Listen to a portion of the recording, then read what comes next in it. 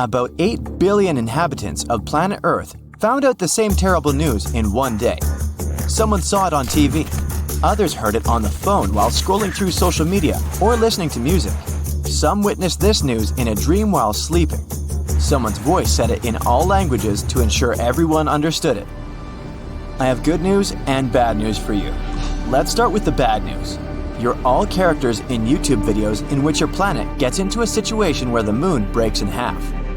For the audience, it will be a hypothetical story, but for you, these events will become a reality. The good news is that I was joking. There's no good news. But don't worry, the apocalypse won't start on your planet. Maybe just a little bit. Have a nice day. At first, the entire population panics. Then, a few days later, everyone calms down. Maybe it was a mass hallucination, and the moon will be all right. But at this moment, scientists have discovered the danger. A colossal meteorite is flying towards us from the distant depths of space. This meteorite is super fast and pretty flat, but has sharp edges. Fortunately, it will miss the Earth by a few thousand miles, but the moon won't be that lucky. The meteorite flies through our Earth's only natural satellite directly in the middle. So it passes through the moon, sweeps past our planet, and flies away into distant space. At this moment, all people can't take their eyes off the moon. The meteorite cuts it perfectly in half, gently, clearly, painlessly. So, what shall we do now? Will the Earth survive this? Our satellite breaks into 2 equal parts, but fortunately, they don't fly away from each other. The moon's great gravity attracts them back like a magnet. Scientists are sure that the parts will connect in a couple of billion years, and the moon will become the same as it used to be. But the coolest thing is that people won't feel any changes. Everyone around the world will celebrate this good news. The voice was wrong. But then, another problem appears. A massive meteorite in the form of a shoe is flying from the deepest space to us. It enters our solar system and approaches the Earth at high speed. The space boot crashes into one half of the moon and then flies away. Now, the moon is definitely breaking into 2 parts. The first half remains in the same place. The second one is flying towards us. A small meteor shower begins on Earth because of the falling moon fragments, but it's not so bad. Most of these rocks are burning up in the atmosphere. But almost the entire split-off half is falling apart around the orbit of our planet. It forms a stone belt. Now the Earth is like Saturn. Rotating fragments destroy part of our artificial satellites. Communication and the internet work inconsistently. It takes people a couple of years to restore a stable connection. The International Space Station no longer exists. Luckily, all the astronauts managed to return to Earth before half the moon got to them. So, moon rocks are flying around the planet, and people see half the moon in the sky. Life doesn't change much for the first few days, but those who live on the coast of the seas and oceans notice the consequences. The moon used to influence the tides. It was flying around the Earth and made oceans take an oval shape. There were tides on the side where the moon was closer. There were ebbs on the opposite side. But now, this schedule is wrong. Half of the moon attracts less water. Yes, the moon lost half its weight and began approaching the Earth. But its gravitational force has become weaker. Seabirds, many species of fish, sea turtles, and other coastal animals may not survive these changes. Their natural instincts associated with the moon help them determine the time for getting food, breeding, and flying south. For example, tiny turtles expect a strong tide in the morning. They run to the water, but the water doesn't reach them. Turtles can't hide in the ocean in time and become dinner for seagulls. Crabs can't lay eggs because the tide has started earlier than usual. Wolves go mad in the woods. They howl loudly every night and can't stop. The whole natural world can't understand what's going on. The human body is also feeling some discomfort.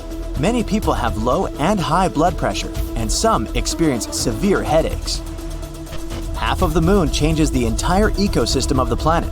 Adapting to new conditions will take several tens, maybe hundreds of years. A couple of weeks pass, and people notice the days are now shorter. The moon always slowed the Earth's rotation and made one day last 24 hours. The Earth is spinning faster now. The night and the morning come earlier than everyone is used to. Earth rotation speed has increased and reduced the number of hours per day to 15. People suffer from insomnia or oversleeping. The body needs time to get used to it. Work schedules are changing all over the world. Previously, people came to the office at 9 and left at 6. Now, they arrive at 7 and leave at 2 p.m. Sleep time got shorter, and people are really sad because of this. Progress slows down because the short working time. The technologies of the future are now 20 to 30 years late. Hourly pay remains the same, so bosses now pay less for fewer working hours. The whole moon stabilized the weather and climate on the planet. Look at Mars, it has 2 small moons. They quickly spin around it and rock Mars around on its axis. As a result, strong winds, sandstorms, and thunderstorms often happen on the red planet. Now the half of the moon that approached us takes the Earth out of stable rotation. This changes the seasonal temperatures in the world. It even gets hotter in hot places. And snowstorms are raging in cold regions. There are short, massive downpours instead of sunny weather. A typical breeze can grow into a hurricane and small waves into a tsunami. The seasons are changing faster now. Winters are colder and summers are hotter. Changing the rotation of the planet affects the Earth's magnetic field. Since the compass and navigation systems are unstable now, we need to recalculate where the north and south are. Birds can't fly south to wait out the winter since they don't know what direction to fly. Their inner compass is broken. Several hundred years have passed. People are entirely accustomed to the new conditions on Earth. New species of animals and fish have appeared. Birds can navigate the sky by the moon again. The planet's economy has been restored. Hourly wages have become higher. People now get enough sleep from 5 to 6 hours a day and work for 4 to 5 hours. The reduction of day and night has also affected the entertainment industry. Movies now last 1 hour. One episode of some TV series lasts 30 minutes. Life goes faster. An average person now lives to be 96 years old. In fact, the passage of time hasn't changed at all. Its calculus did. Several thousand years have passed. People look different now. Now they have big eyes that absorb more light. Half of the moon doesn't shine as bright as the whole thing, so the nights have become darker. It took the human eye a couple of thousand years to develop the ability to see clearly in this new dark. Animals need to navigate better in these conditions, so their eyes have become larger and more sensitive. During all this time, people have cleared the orbit of moon rocks. Several space stations fly around our planet. And again, people hear this strange voice that once told them that they were all characters in one hypothetical YouTube video. This time, the voice says, "Your story ends because the video ends. I'm sorry. Good night." The Moon is the Earth's closest space neighbor and its only natural satellite. It likely formed when a huge Mars-sized object crashed into our planet billions of years ago. I wasn't around then. This catastrophe turned Earth into a scorching ball of molten rock. It also pushed some material into its orbit, creating the Moon. Now, this heavily cratered sphere moves around our planet. This causes high and low tides around the globe. A bit more than 1/4 the size of Earth, it's the 5th largest natural satellite in the solar system. The Moon has several phases. For example, new, full, or crescent moon, first and last quarter. But whatever the satellite looks like, you can always find it in the night sky, and sometimes even during the day. But imagine waking up at night and noticing that the Moon looks somewhat different than usual. It seems brighter and bigger. It's hardly noticeable, especially when you're half asleep. You go back to bed, unaware that instead of the Moon, you've just seen Mercury. Close up, this planet, the nearest to the Sun, is similar to our natural satellite. Its surface is littered with craters left by space rocks. Mercury is about 2/5 the size of our planet, but it's still a bit larger than the Moon. That's why the planet would have a greater influence on Earth. Nights would become brighter. High tides would become higher, and low tides, what do you think, lower? Yup. The lunar cycle, that's the time the Moon, or rather Mercury now, needs to go through all the phases, would become 14 hours shorter. But all in all, such a replacement wouldn't have any drastic consequences for our planet. But then, how about Venus? What if, instead of the familiar satellite, we swap in the third brightest natural object after the Sun and the Moon? It's often called Earth's sister planet because their mass and size are nearly the same. Venus would be as large in our sky as Earth once appeared to the Apollo astronauts when they looked at it from the Moon's surface. The morning star would be much brighter than the Moon. For one thing, the planet reflects 6 times more sunlight. Plus, it would occupy an area at least 16 times larger. That's why nights on Earth would be as bright as early twilight now.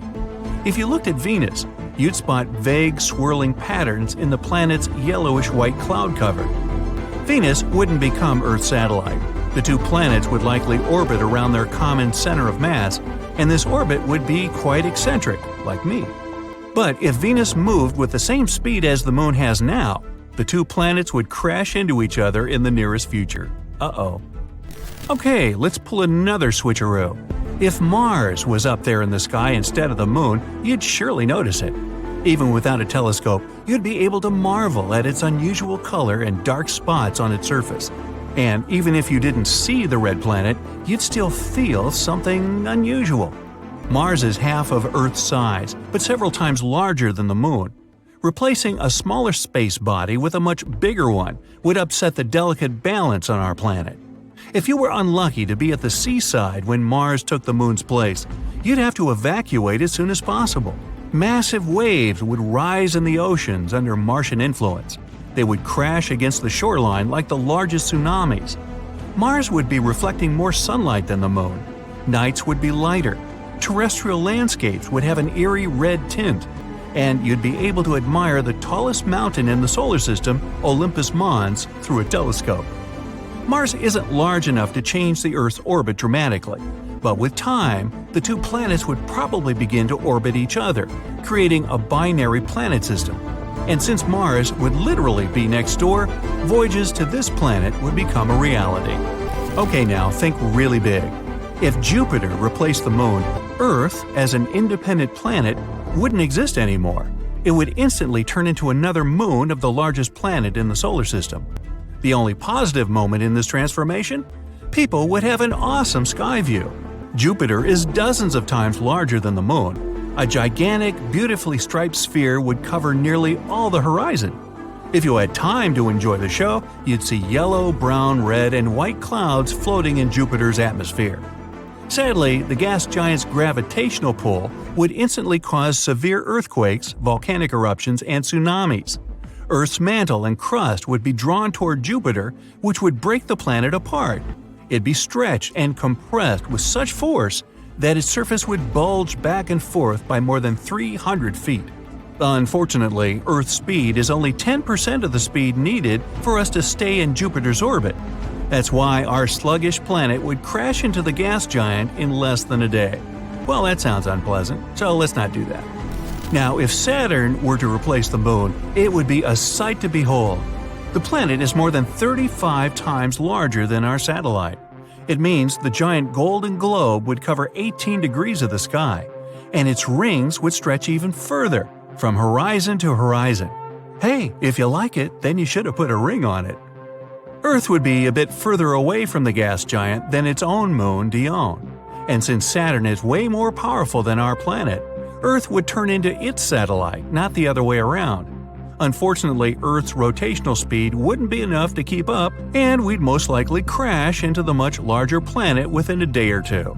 But before burning up in Saturn's atmosphere, we'd have to pass through its magnificent rings. They're made up of pieces of comets, asteroids, and shattered moons. It wouldn't be an easy feat to get through this space debris. Plus, our planet would have to avoid Saturn's moons, all 53 of them. But what if the fall didn't happen, and Earth did turn into Saturn's 54th moon? Then the gas giant's gravitational pull would lead to massive tectonic shifts all over our globe. They would be tearing the planet's crust apart until there's nothing left. Not good either. Both Uranus and Neptune are ice giants. These planets are the same size, larger than Earth, but smaller than Saturn and Jupiter. They both have icy interiors, deep atmospheres, and similar color, very beautiful bluish-green. If either of these planets replace the Moon, the consequences would be the same. So, let's flip a coin. Okay, it would be Neptune you'd see in the sky one day. Neptune is 14 times larger than the Moon. The planet would look like a bright blue hot air balloon in the sky, not only at night but during the day too. It would appear to be 15 times larger than the Sun. If everything else remained the same, a solar eclipse would seem to continue for ages. Once the Sun vanished behind Neptune's edge, our planet would be plunged into complete darkness for no less than an hour and a half. Neptune is 17 times the mass of Earth, and its gravitational pull is much stronger. That's why our planet would end up as a satellite. Yep, again. It would orbit Neptune slightly further than its own largest moon, Triton. By the way, there would be a great risk of Earth colliding with this space body. But let's assume we were lucky enough not to cross paths with Neptune satellites. Even so, there would be more than enough problems on our hands. Tides on our planet would become 1,000 times more powerful than those caused by the Moon. Neptune's gravitational force wouldn't pull Earth apart, but it would heat our planet up. The seismic activity would increase, setting off earthquakes and volcanic eruptions. And probably louse up the internet too. Arcturus, a huge red star. It's just bursting from inside out. The red sea of plasma on its surface rages and pulsates. The star burns anything that comes close to it. And now, plop! Arcturus is gone. But at the same moment, it reappears at the center of our solar system, replacing the Sun. What we see in the sky isn't a small yellow dot anymore, but a giant red ball. It's 25 times wider and 30% heavier than the Sun. Even though Arcturus is a little cooler, it's still a total nightmare for Earth. The distance from our planet to the star is now 25 times less. All the water in the oceans and rivers begins to evaporate. What used to be rainforests are quickly turning into a lifeless desert. But sunsets and sunrises now look amazing. Imagine yourself on the roof of the Empire State Building, watching the sunrise. First, you see the light over the horizon. It almost blinds you because Arcturus is 110 times brighter than the Sun. Then, the star gradually climbs over the surface. The thick dot on the horizon gets wider and wider.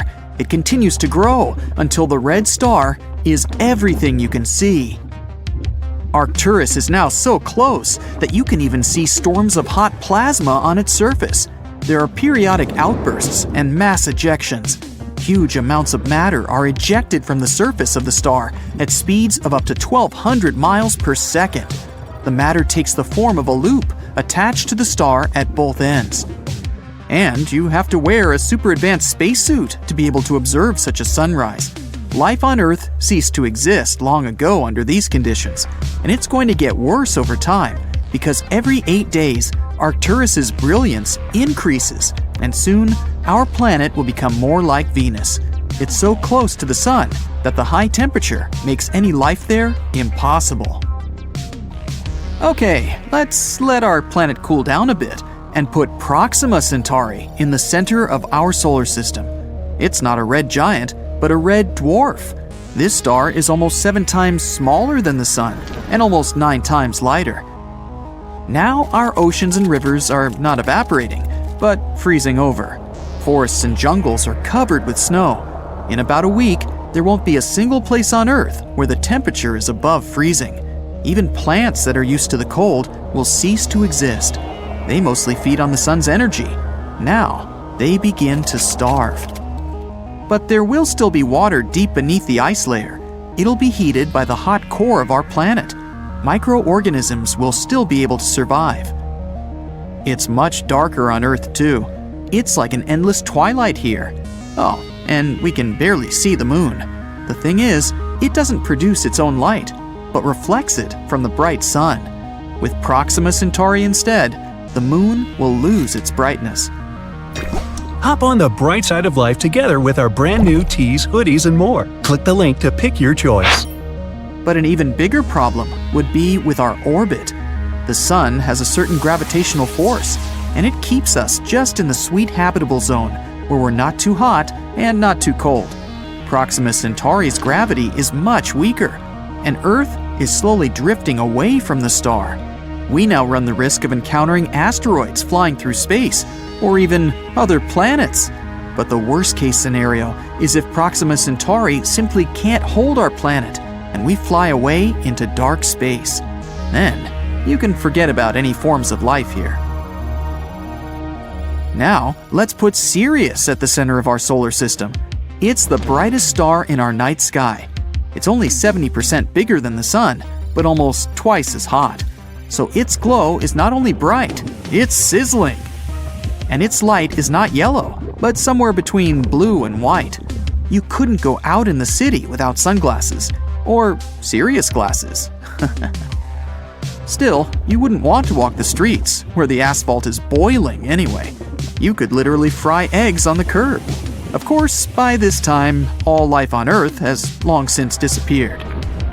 But it's not just because of the temperature. Sirius emits enormous amounts of radiation. Our atmosphere serves as a shield against the sun. But in the case of Sirius, that shield wouldn't be enough. Now, why don't we take a more bizarre approach and make ourselves a double star system? These are two stars that revolve around a common center.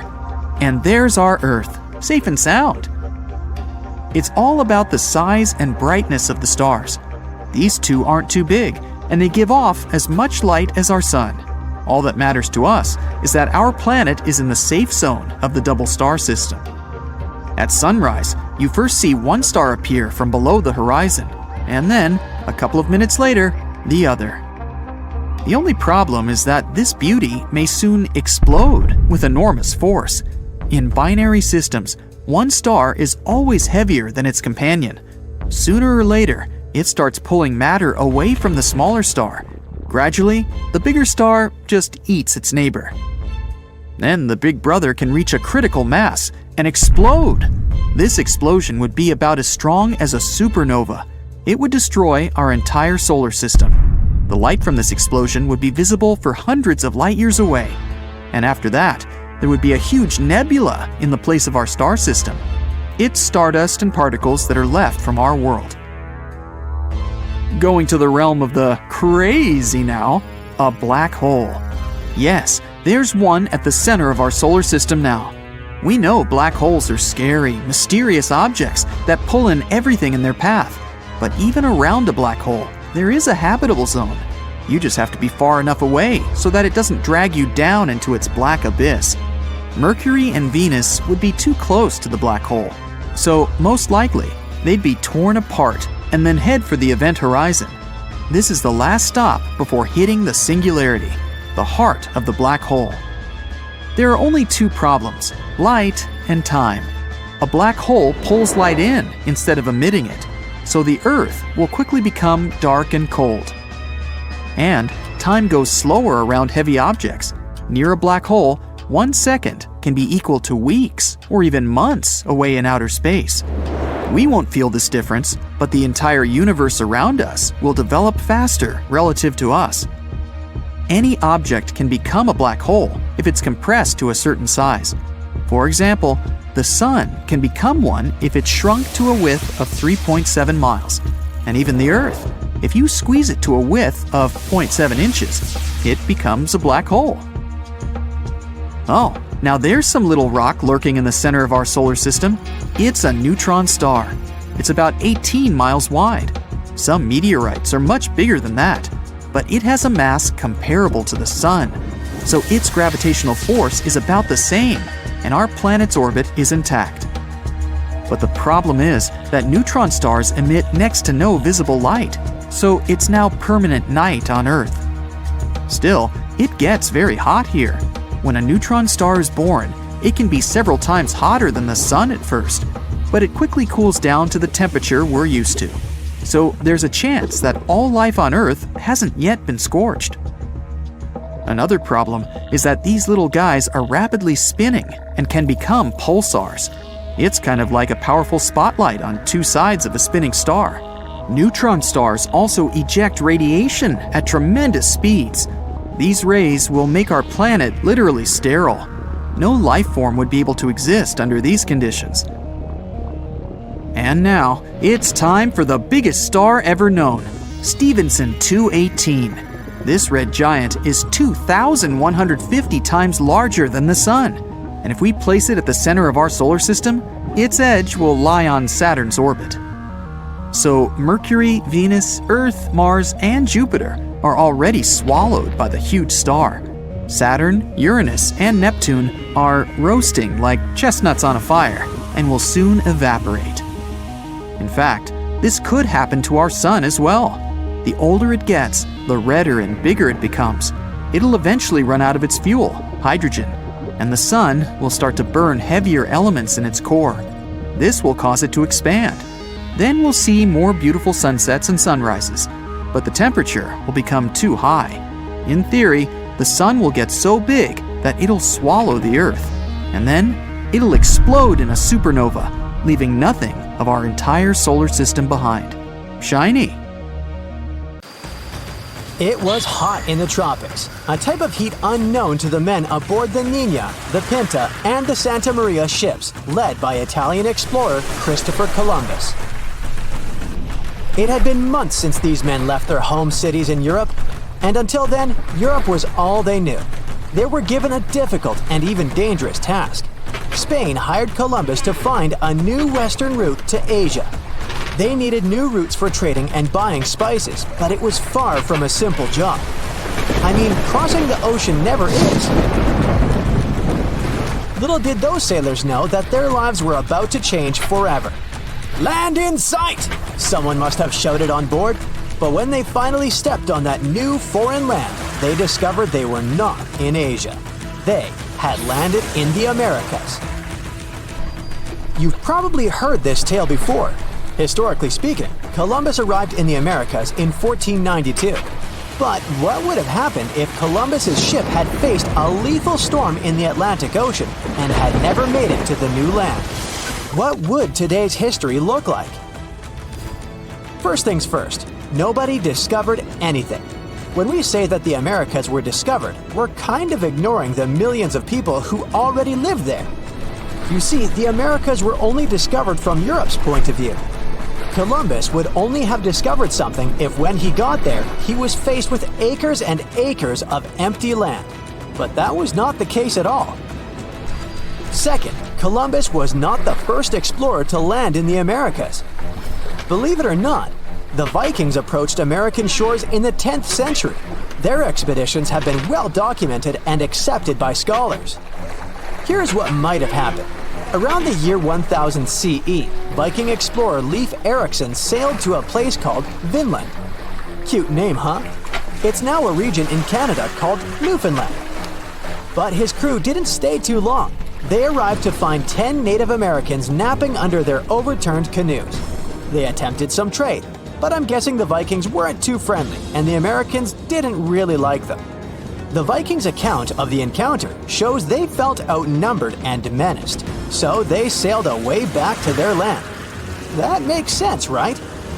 As I said earlier, there were millions of people living in the ginormous continent of the Americas. Any foreigner would be outnumbered there. Now take a look at what North America looked like before our buddy Chris got there. It was not divided into the normal states we're used to. And if Columbus had never arrived, the United States would probably never have been united to begin with. After all, there were hundreds of first Americans living in these lands, and they lived amongst their own tribes, quite different from the Europeans. It's not accurate to think that there were no political systems going on in the Americas before Europeans arrived. We just need to understand that they were different from what we're used to today.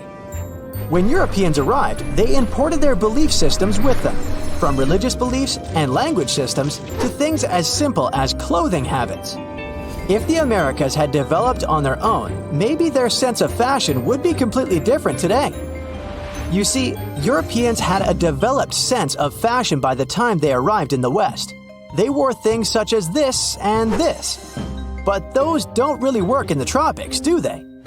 For them, fashion had to do with showing a certain economic status, while in the Americas, that didn't exist. For Native Americans, clothing was mainly functional and related to the weather. In warmer climates, Native people would wear short-like cloths to cover their intimate parts. They would walk bare-chested and use shoes known as moccasins. Yes, similar to the moccasins you probably own. In colder climates, they would resort to using leather and fur parkas. Of course, there was always the special clothing used for ceremonial purposes. So I'm guessing that if Columbus never reached the Americas, brands such as the Gap, Hollister, and Forever 21 would have never existed. But we could live with that, couldn't we? Here's a wild thought. Let's say that by the 1700s, Native Americans had developed complex engineering skills. They built big boats, maybe a bit smaller in size than the traditional European ships, and decided to venture across the ocean. Let's say they were the ones who arrived on European shores, in places such as Spain and Portugal.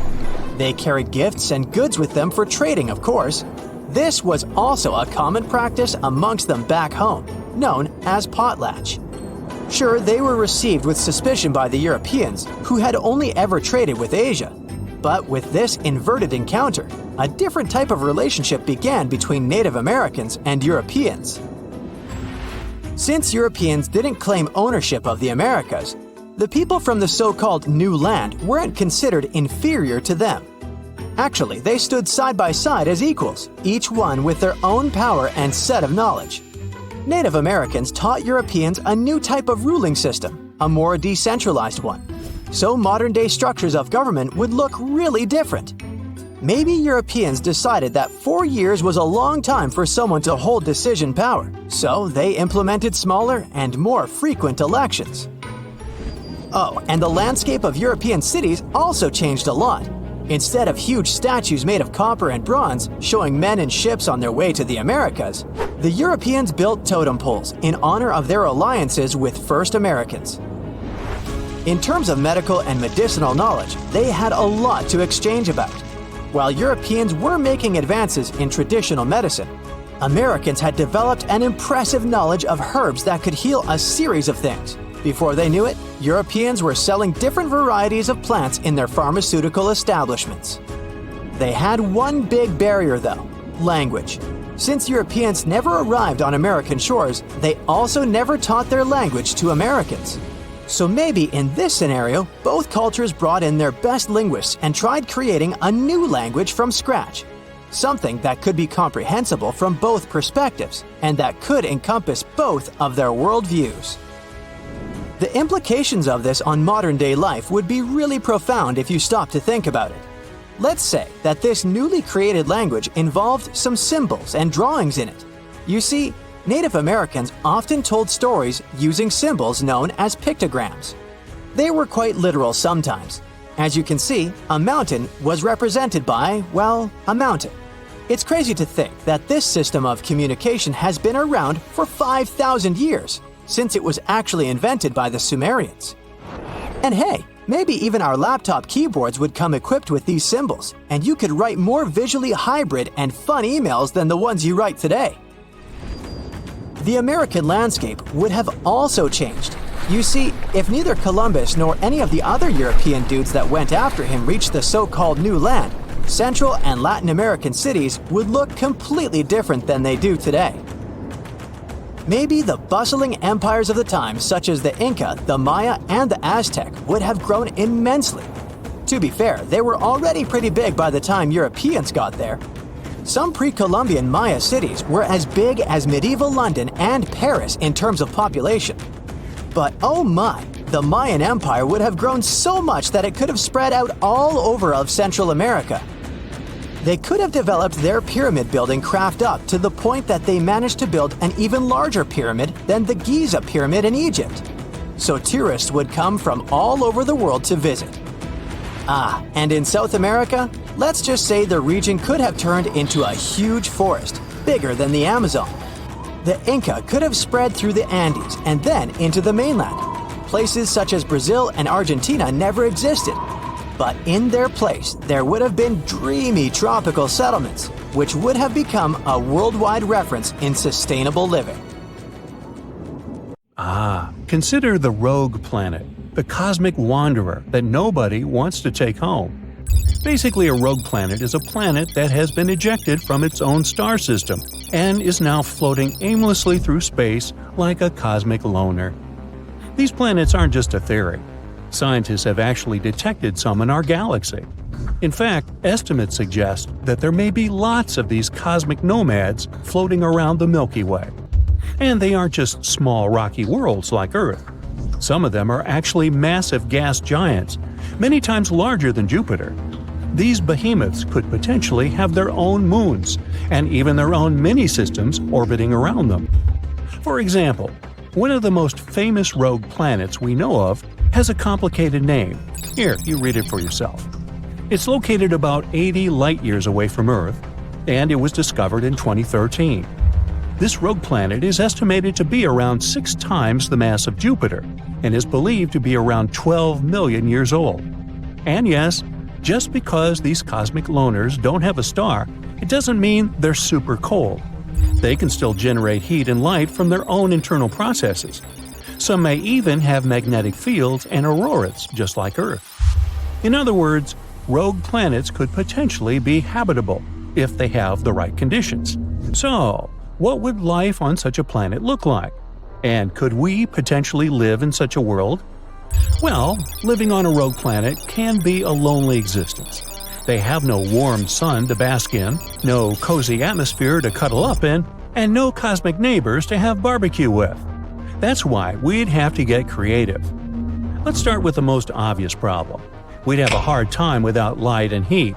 So, how do we fix this? Well, we'd probably have to invest in some really fancy space heaters and wear fashionable super-warm spacesuits. Or we could invent a whole new way to generate electricity without relying on solar power. For example, how about using geothermal energy? Now that's hot stuff. Each planet has an internal source of heat. Without it, they would all be nothing more than cold, lifeless rocks floating through space. This internal heat can be harnessed and used to power everything, from homes to factories to spaceships. It's like having a hot tub big enough to power an entire city. And that city, most likely, will be located underground, closer to the heat source. And as for light, well, we'd probably have to build some really bright flashlights. Or maybe even learn to genetically engineer some bioluminescent organisms to light up our homes. Just imagine, space is overgrown with neon mushrooms and plants. By the way, speaking of plants, plant life would be pretty hard to come by without a star. So, what would we eat? Well, we could use the same geothermal vents that we talked about, or some chemical reactions to sustain ourselves. And hey, maybe we'd develop a taste for sulfur-rich foods, or we'd start fermenting our own drinks from the bubbling volcanic mud. Yum! But besides food, we'd have a more important problem. Living on a rogue planet would be breathtaking, literally. We'd have no air. You see, not all rogue planets have good, stable atmospheres.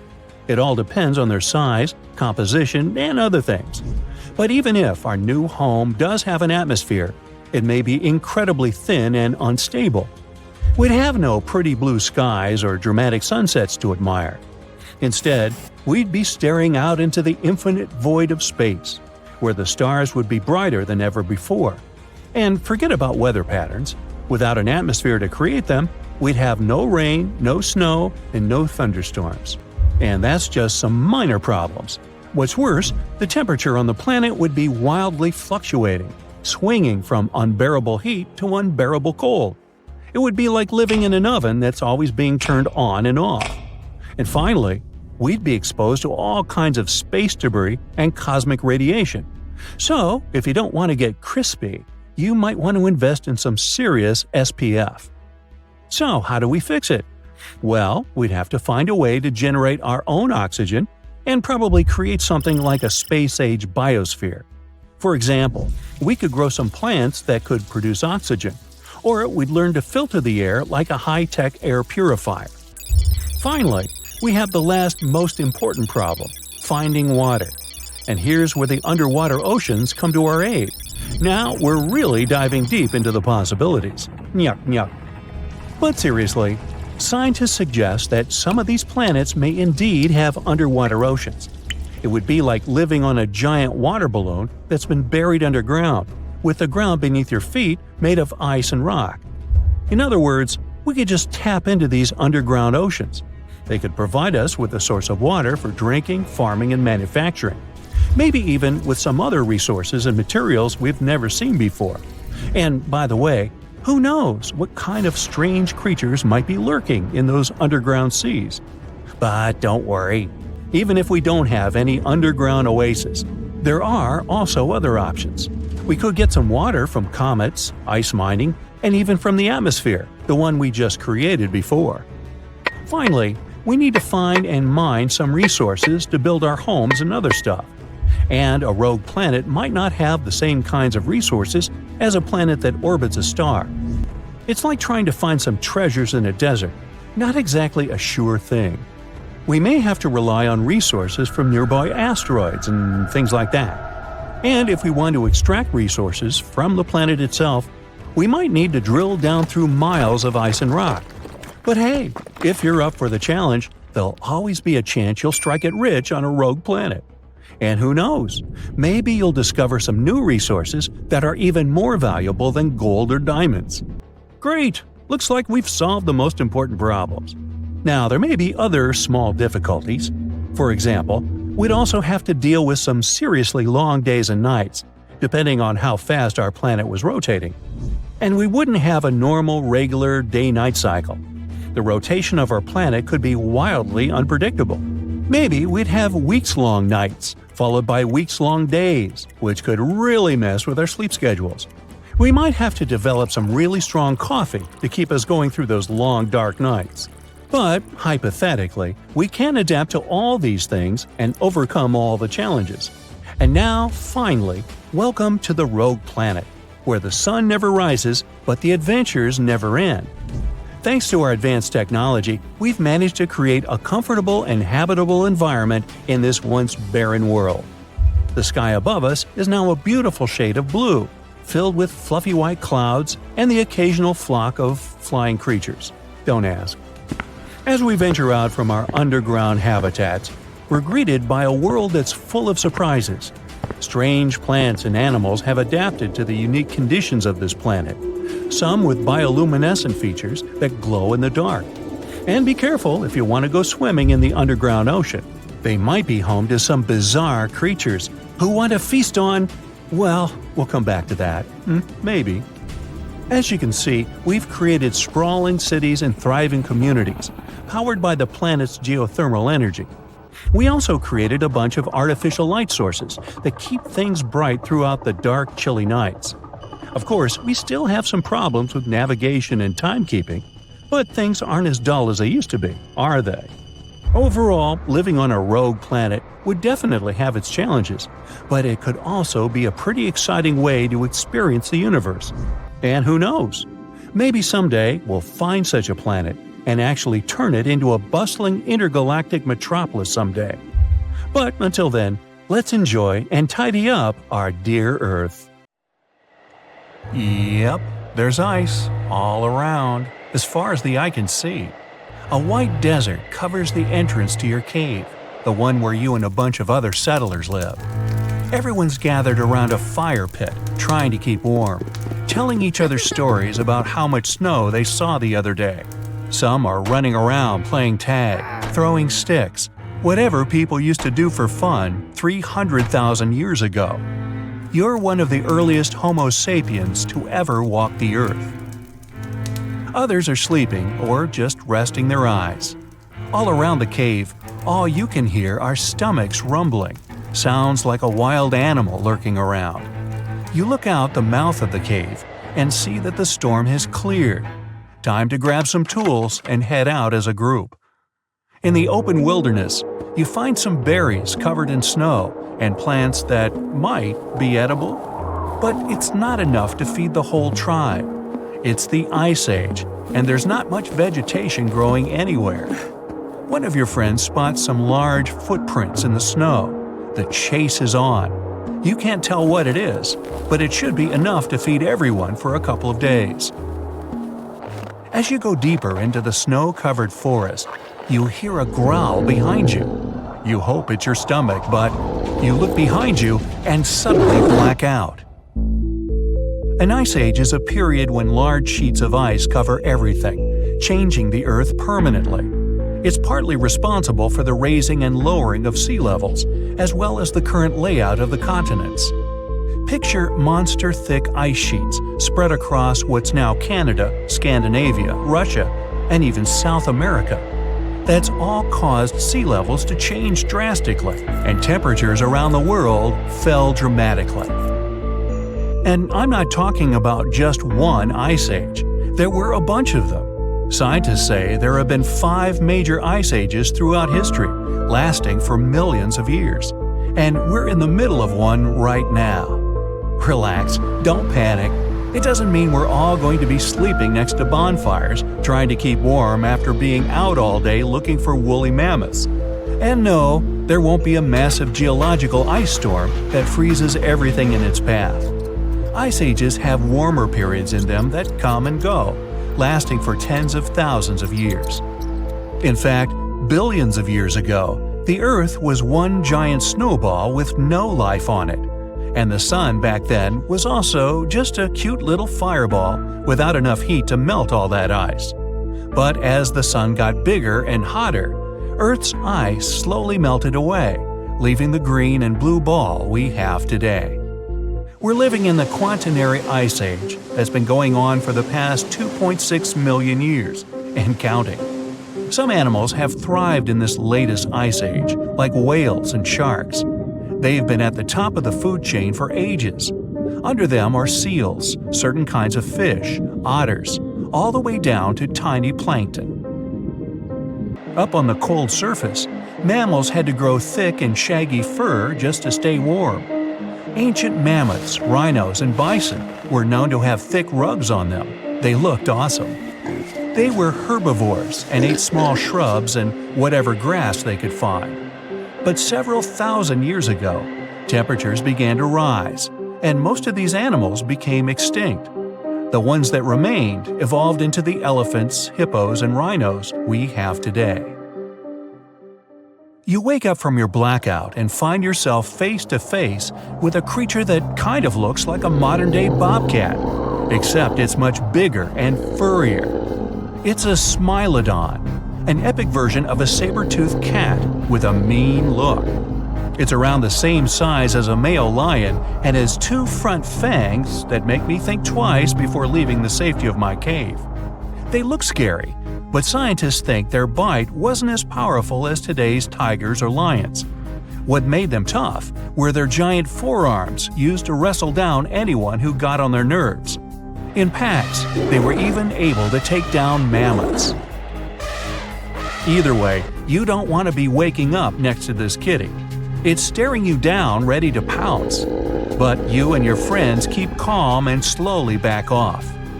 You get the genius idea to throw a rock to distract it, then run. Nowadays, it's near impossible for a human to outsprint a lion or tiger, but humans back then were much fitter. Once the danger's over, everyone continues to look for food. It's getting dark, and you haven't found anything to bring back to the cave. Suddenly, you smell something burning.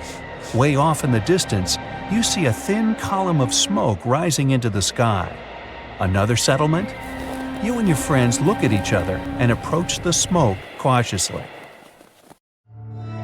Homo sapiens first came into being about 200 or 300 years ago. But human history didn't just pop up out of nowhere. As far back as 7 million years ago, some of us decided to call it quits. We left our chimpanzee ancestors in the jungle and started doing our own thing. And that didn't just happen once. Over those next millions of years, there were over 20 different human species. Some were our ancestors, some were twigs from a completely different branch. Some were tiny, others better adapted for hot or cold weather. Before you know it, you see a group of Neanderthals cooking some meat, sharpening their tools. Neanderthals were the first to migrate to Europe. Scientists believe they were around somewhere between 40,000 to 400,000 years ago. They occupied all areas between Europe and Asia, while Homo sapiens, that's us, were still all the way down in Africa. You enter their camp and immediately see the differences between each other. They're stocky and look a bit different, but there are some similarities, like flat teeth for chewing and gnawing and big skulls for their big brains. They even have clothes on, like you. According to archaeologists, they lived in shelters and made tools out of stone, sticks, and bones. They welcome you inside and give you a tour like no other. You're officially meeting another human species. They take you inside their cave and show you some of their cave paintings. They were the first artists of their time. Many of their galleries are still around today, like the ones in caves in Spain. You know their style: minimalist paintings of deer, a large handprint. They also dabbled a bit in jewelry making. They made necklaces out of eagle talons and animal fangs. They were also probably the first ones to harness the power of fire. Did they discover it when a bolt of lightning hit a tree? Or when one of them dropped a rock on another rock, creating a spark? No one really knows. But they were able to recreate it and use it to keep warm, to cook food, to see in the darkness, and to protect themselves. After the nice tour, you hang around the campfire to keep warm. They even offer you some extra clothes for the journey home, mostly thick, shaggy mammoth coats. If only you could talk to each other, that would be awesome. But it's getting dark, and you need to head back to the tribe. You say your goodbyes and thank them for teaching you how to draw a deer, and for that sack of food they gave you. The Ice Age was important for the development of the modern Homo sapiens. Because of the extreme cold and other harsh conditions, they had to adapt to survive, be extra clever and innovative. They developed advanced tools and even used bone needles to sew warm clothing. They may have hosted the first ever runway show. When the climate started to get warmer, they developed farming techniques to sustain themselves and mainly settled near large bodies of water like rivers or lakes, while others opted to be near seas and oceans. They, we, were even the first to domesticate animals. Fast forward a few 100,000 years and here we are. Soon we might start constructing loads of stuff on the moon. All because India's moon mission has recently detected sulfur near the moon's south pole. This chemical element can come in extremely handy for creating infrastructure on our satellite. It's the first time this chemical element has been discovered on Earth's natural satellite. This sought-after element is mostly found near Earth's volcanoes. Its appearance on the moon speaks volumes about the satellite's volcanic history and its past atmospheric conditions. The mission's rover detected this chemical element less than a week after touching down around 70 degrees from the moon's south pole on the 23rd of August, 2023. This historic landing on the lunar surface made India the fourth country to safely land a mission on the moon. It's also the first spacecraft to touch down so close to the south pole of our satellite. It's an area of strategic importance because it's believed to be home to deposits of water ice. If it turns out to be true, future missions might be able to harvest it and turn this water ice into drinking water or even rocket fuel.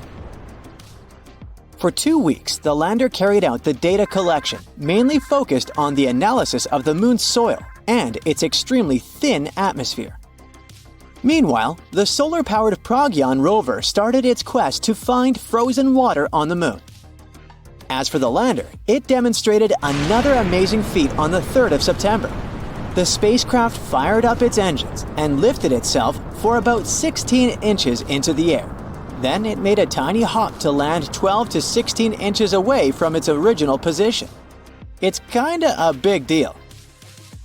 Being able to get a lander back off the surface of the moon is essentially for future missions, showing that they can safely return soil samples or even astronauts back home after a lunar mission. In September, the Indian spacecraft was put into sleeping mode. The 14-day-long lunar night was approaching, and the spacecraft wasn't designed to collect scientific data during this period of time. So far, we've learned about a few major findings of the mission. One is related to measuring the temperature of the moon's topsoil at different depths. Intriguingly, the surface of the satellite in that region turned out to be hotter than expected. It was believed that the temperature could be between 68 and 86 degrees Fahrenheit on the surface, but it was around 158 degrees Fahrenheit, way hotter than it should be. The other discovery indicates the presence of several chemical elements, including oxygen. Besides, the data received from the spacecraft confirms the presence of aluminum, calcium, iron, titanium, silicon, and other chemical elements on the lunar surface close to the South Pole.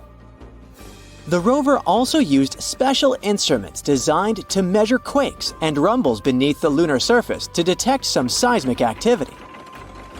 It brings us back to the sulfur detected thanks to the rover's spectroscope. Scientists are currently working on figuring out whether this element formed on the surface in a natural way or whether it's the result of volcanic activity or a meteor strike. Another astonishing thing found on the Moon is a rock, and it may be the oldest known Earth rock. A 0.7-inch wide chip included in a large rock collection brought to our planet by Apollo astronauts might actually be a 4-billion-year-old fragment of Earth. This finding could help us paint a better picture of the intense pounding early Earth got at the dawn of its life. It could go like this. Soon after the rock formed, an asteroid impact might have blasted it from Earth. At that time, our planet's satellite was 3 times closer to Earth than it is today. The collision was so powerful that this chunk of terrestrial rock found its way to the Moon. Later, this fragment got engulfed in a lunar breccia, a motley kind of rock. Eventually, the rock was brought back home to Earth by Apollo 14 astronauts. Even though scientists had found meteorites coming from Mars and the Moon before, it was the first time a rock from the Moon turned out to be a terrestrial meteorite. They also found out that the rock had formed in a water-rich environment at temperatures and pressures corresponding to those at around 12 miles beneath the surface of our planet. In 2019, China's Chang'e 4 mission made history by landing on the far side of the Moon. The mission's rover helped researchers visualize structures hidden deep below the surface of the satellite, revealing billions of years of lunar history. The Yutu-2 rover made this discovery with the help of its lunar penetrating radar. It imaged deep into the Moon's surface and listened to echoes of sound bouncing back off structures hidden from view under the surface of the Moon. It turned out those structures were resting at depths of almost 1,000 feet. The research suggests that the first 130 feet under the surface are made up of layers of dust, soil, and rocks. The instruments also discovered a concealed crater that must have formed after a large object slammed into the Moon's surface. Long, long ago, ancient lava was likely to be flowing deep underground. Researchers believe that the broken rocks around the formation might be debris produced by the impact. They also found that the volcanic rock layers were thinner the closer they were to the surface. Such a thickness variation of lava flows might mean a decrease in the number and magnitude of eruptions over time. So, lunar volcanic activity gradually dwindled since the Moon's formation around 4.5 billion years ago. On the far side of the Moon, there is one of the largest and oldest impact craters in our solar system, the South Pole Aitken Basin. Unfortunately, from Earth, you can only see its outer rim, which looks like a huge chain of mountains.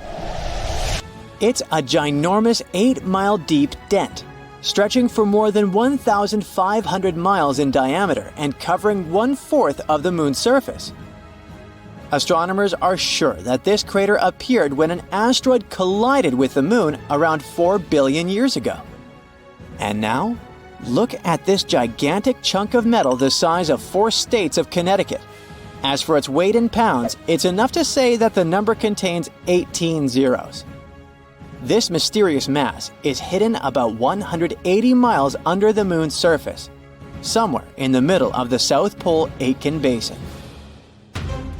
It was discovered when Grail, which stands for NASA's Gravity Recovery and Interior Laboratory Mission, gathered data about our natural satellite. When examining this information, scientists noticed that in one place on the moon's surface, there was a weird change in gravity. After researching this phenomenon, they concluded that something mysterious was weighing down the basin floor there. So far, researchers haven't figured out the origin of the bizarre lump, but there are several theories. One of them claims that the finding is a chunk of dense oxide, which appeared when the moon was just taking its shape. At that time, the satellite was still covered with ancient oceans of magma, and the lump could be formed at the final stages of its cooling. However, most scientists support another theory, according to which the puzzling mass is part of the giant asteroid that once created the South Pole Aitken Basin. Since the thing is metallic, it's probably the iron-nickel core of the asteroid. There might be a labyrinth of lava tubes on the moon. Not so long ago, astronomers received the results of underground topography and discovered a massive cave under the surface of Earth's satellite. It could be the result of the lunar volcanic activity that happened more than 3 billion years ago. Streams of lava hardened, creating a thick, hard crust on the outside. But inside, it kept flowing, melting the rock and creating tunnels and caves. Numerous small pits in the moon's surface discovered by NASA seem to be the openings to such lava tubes. If this theory is confirmed, the underground tunnels might serve not only as a convenient location for human-crewed space missions, but also as much-needed water sources for astronauts.